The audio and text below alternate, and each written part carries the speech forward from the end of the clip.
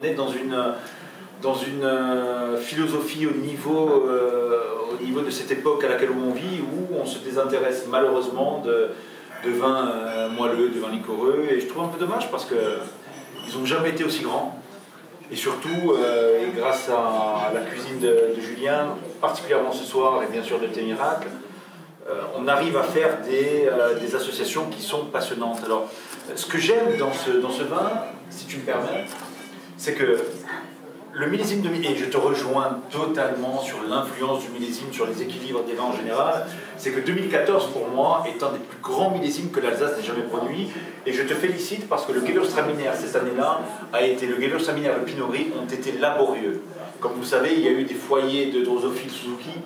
qui se sont attaqués justement aux cépages habituellement donc un peu teintés,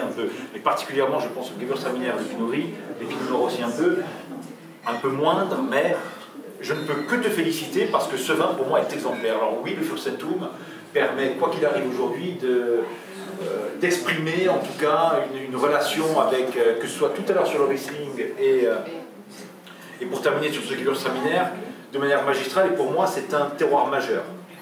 Et ce qui m'intéresse, c'est pourquoi aujourd'hui le choix de ce 2014, qui toi te paraît, mais à moi aussi me paraît jeune, mais par contre c'est là que l'écho se trouve sur toi, ton dessert que tu as voulu, aérien, fin.